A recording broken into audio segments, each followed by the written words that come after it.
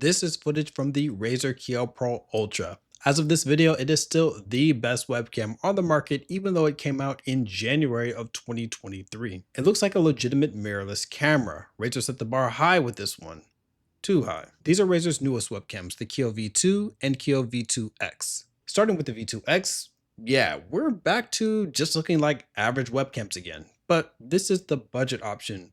What about the V2? Better, but all the elements that made the Kiyo Pro Ultra number one, like the bokeh, great sharpness, color accuracy, lack of grain, all of that has been nerfed in the Kiyo V2. But it's not all bad news. The new Kiyos are also way cheaper. I bought my V2X for $100 and my V2 for $150, both on launch day. The Kiyo Pro Ultra I bought for $300 at its launch, but the price even on Razer's website went up to $400 currently, so a $100 increase. If you want to see all the current prices, I have them linked below and I'll have all of these tagged. And as always, I bought these with my own money out of pocket so that I can make an untainted review. So let's go over the specs so we're all on the same page. Because to the average person, these new webcams probably look like an amazing deal. The Kiyo V2 X records up to 1440p 60 FPS. It uses MJPEG compression unless you drop it all the way to 480p 30 FPS, where you can switch to YUI2.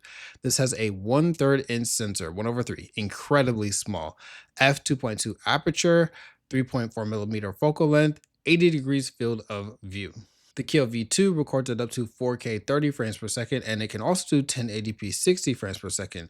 The V2 can do 1440 as well, but only 30 frames per second for some reason. This requires MJPEG compression for 4K 30, but anything below that, you can use YUI2 or NV12. 1/2.8 inch sensor, so same as the Kiyo Pro, barely larger than the V2X.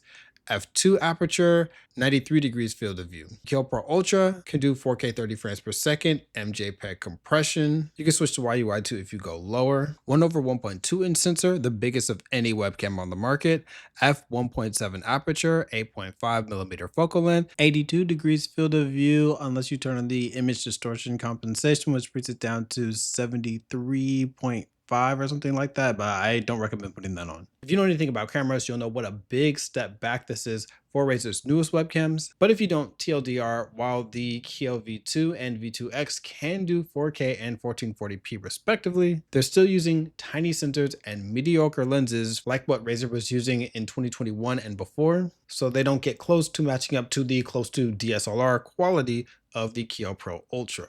Even though these new webcams are in a completely different price range, I'm leaving the Kiyo Pro Ultra here for context, because the V2 and V2X are honestly not bad once you get over the shock. The Kiyo V2X has quality that outperforms the Kiyo Pro from 2021. Razer really locked in their color accuracy, and this looks a lot better than the webcams from back then. There's also less grain. Well, there's still a lot of grain, but Razer's doing a better job at masking it, so it's still retaining some of the sharpness without everything looking too smeared, but this does have that kind of gritty and grainy look to it, which you get with a very small sensor. This does have the weakest dynamic range of all three of these.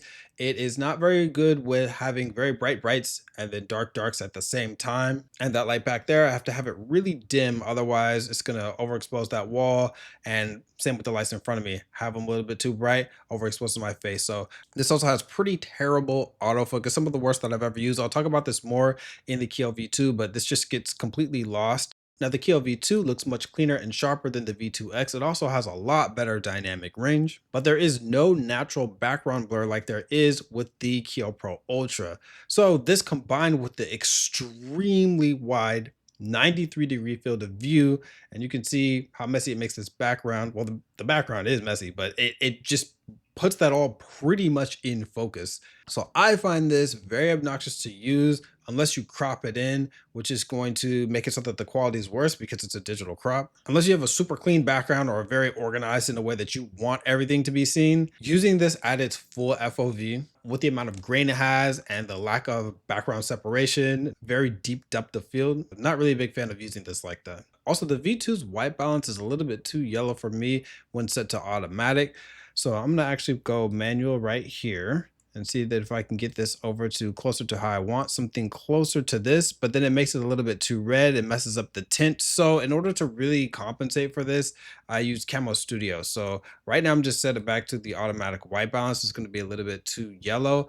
But when I demonstrate Camo Studio, you're able to adjust the white balance and the tint to get it to look better. So just out the box, just know that colors are going to be kind of, again, brutally unresponsive autofocus. These seem to have an algorithm that looks for faces, finds that range, and sticks to it. So I respect that because Razer's had problems in the past with their webcams losing focus. Even the Kiyo Pro Ultra's autofocus is pretty suspect. But what this results in is anything that's not a face gets ignored unless it's forced to. And then when that does happen, who knows when it's going to find your face again. Now, less grain in this image than the V2 X, but again, it just looks okay.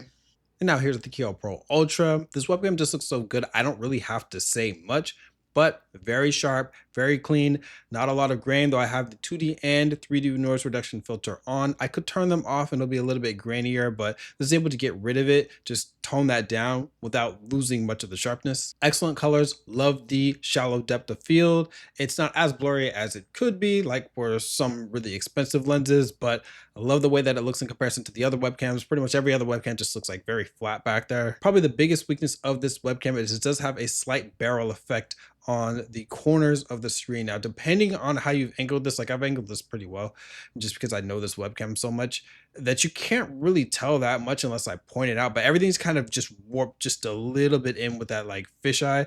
So I have a filter, it's a fisheye removal filter. So whenever I really use this webcam, I turn this on. So it fixes it like that. On, or this is off, this is on. So I'm going to leave it off just for most of this video, just so that you can see what it looks like raw, but I do think that that helps a ton. So it's very interesting to see how all three of these webcams handle ultra low light. So I have them on fully automatic settings. I tried to do manual, but I felt like this was actually a better test. The V2X, very hard to see. Obviously it's at the upper left and I'm kind of blending into the background. The V2, it's very interesting because there is so little light that I think it assumes that the privacy shutter is actually active. But if I put my hand close to it, it recognizes that motion. But then sometimes if I move back here, you can see it just goes away. So that's how dim it is.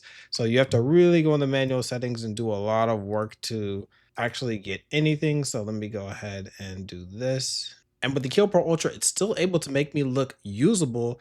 And there's only light from my monitors, no other lights, no lights outside or anything like that.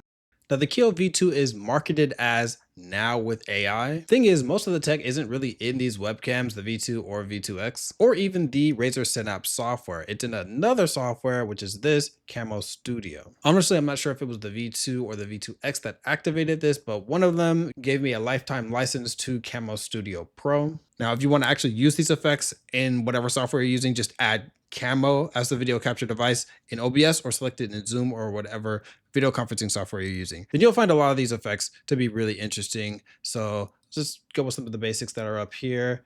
Let's see, this is for the background replacement. And then you can have some of these cool effects like this.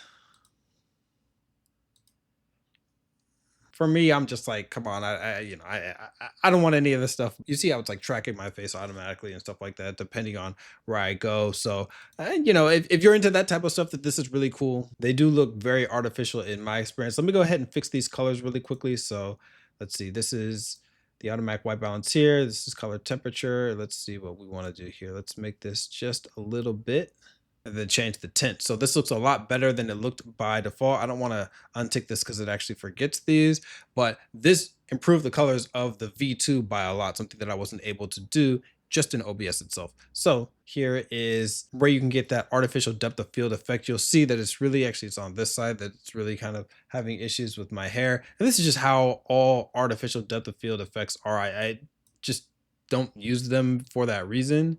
But if you're somebody that doesn't care how the hot dog is made, then it's probably a pretty cool effect. Here's what the microphone sounds like on the Razer Kiyo V2 X. It's a webcam microphone, can't really expect much from it, but I do want to demonstrate it just in case someone's in a pinch, did need to use it. This is the mic on the Kiyo V2, and I still have that same setting that's in Razer Synapse with that noise reduction. Also, the image for the rest of this video for the V2, because I think it needs it specifically the most, I have the tint control on, changed the white balance there, and also I cropped in the image. So it's still going to be at 4K, but I made those adjustments because I feel that it looks so much better than looking at it without any of the adjustments. I think this webcam really does need this the most.